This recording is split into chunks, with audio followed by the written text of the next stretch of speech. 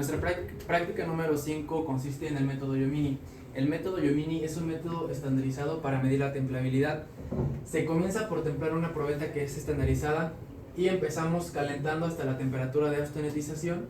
Después se enfría mediante un chorro de agua a una velocidad de flujo y temperatura especificada.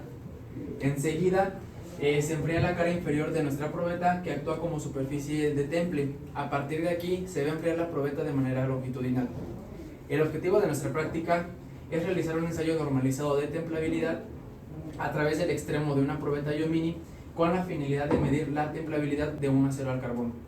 A partir de estos resultados experimentales vamos a diseñar tratamientos térmicos.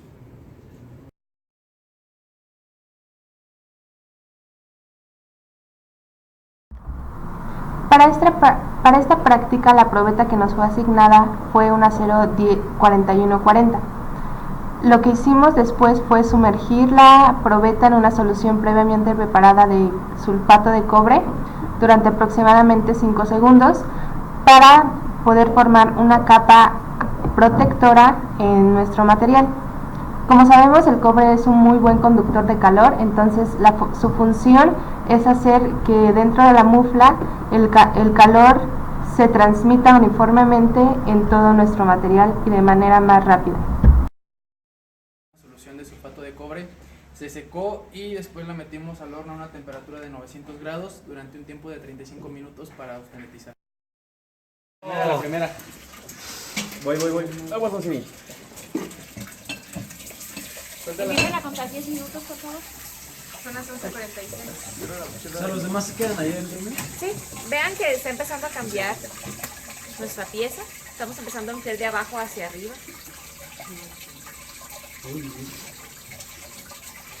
Es eso, Ninguno se me tardé 5 segundos.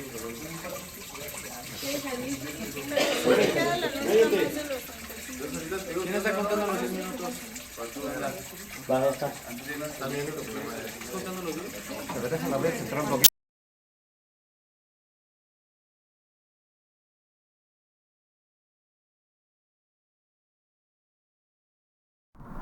Para proceder a hacer nuestras pruebas de dureza en la máquina de Rockwell, lo primero que se hizo fue, con el apoyo de Siri, montar la pieza en un dispositivo especial. Posteriormente se empezaron a hacer las pruebas a una distancia de 2 milímetros aproximadamente, y nosotros las hicimos en una distancia de 3.5 milímetros. Por último, lo que hicimos es pasar a Excel todos nuestros cálculos.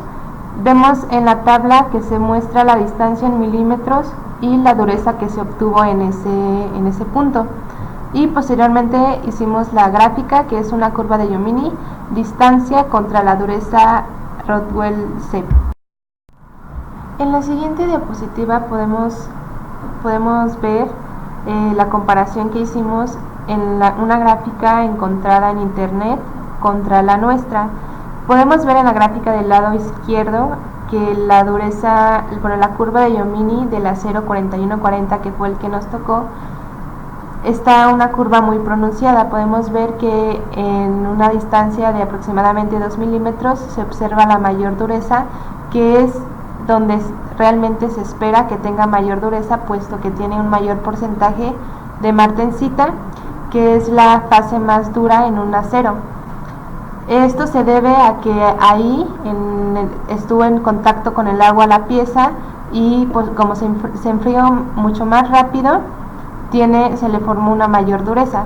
Podemos ver en nuestra gráfica que nuestra curva no está muy bien pronunciada, y a esto le podemos atribuir varios diferentes rangos de error que pudimos tener. Tanto puede ser en el desbaste de la pieza, se pudo haber desbastado bastante para no obtener esa dureza.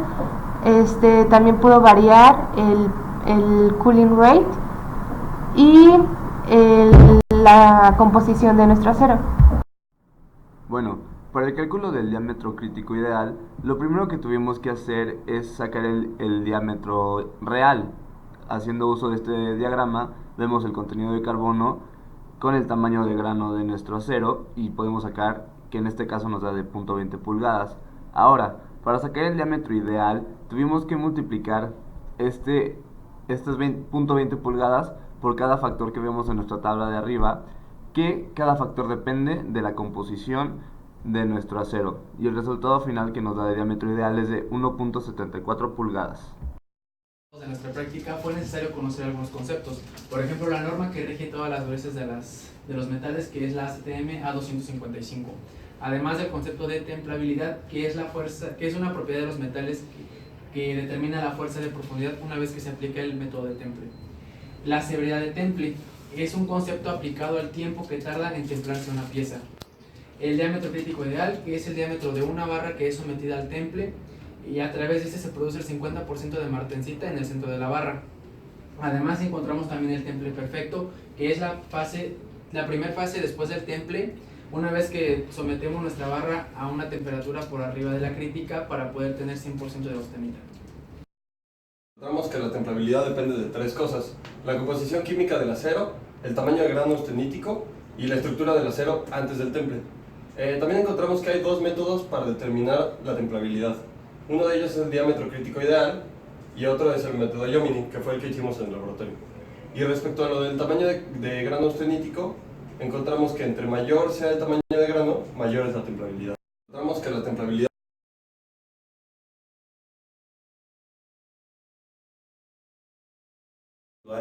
puedo decir que la prueba Jominy es una herramienta muy útil, ya que en base a esto podemos diseñar los tratamientos térmicos sabiendo cuál es la templabilidad de nuestro acero. Al finalizar esta práctica considero que los conceptos de templabilidad y el método Jominy son muy importantes para el desarrollo de nuestros tratamientos térmicos, ya que a partir de esto se van a definir las propiedades que van a tener las aplicaciones de futuros proyectos. Bueno, esta prueba Jominy me gustó mucho porque pudimos determinar la dureza de un acero que fue el 4140 y vimos cómo varía la dureza dependiendo de cómo se va enfriando la pieza en diferentes distancias. Bueno, a nosotros como ingenieros mecánicos nos son muy útiles los tratamientos térmicos, por lo tanto saber este tipo de pruebas y poder conocer la templabilidad de los aceros nos va a ser muy útil para la industria y para nuestra vida laboral. Bueno, en esta práctica vimos sobre la prueba de Jominy. Bueno, para mí esta prueba fue muy importante, ya que como ingenieros es importante saber todas las diferentes pruebas que podemos hacer sobre los tratamientos térmicos y ver cómo estas afectan nuestros materiales, para que en nuestra vida laboral, cuando tengamos que escoger uno, podamos hacer todas las pruebas necesarias para encontrar el mejor. Al trabajar en esta práctica nos dimos cuenta que las propiedades juegan un papel muy importante en la toma de decisión al elegir un acero para nuestros proyectos. También conocimos características de las cuales depende la templabilidad de un acero, como son la composición química, el tamaño de grano austenítico y la estructura del acero antes del temple. Todas estas variantes representan una parte importante para el diseño de tratamientos térmicos. Conocer las pruebas que podemos hacer para determinar las variantes, como en este caso fue la prueba de Jominy, son de gran importancia en nuestro desarrollo como futuros ingenieros.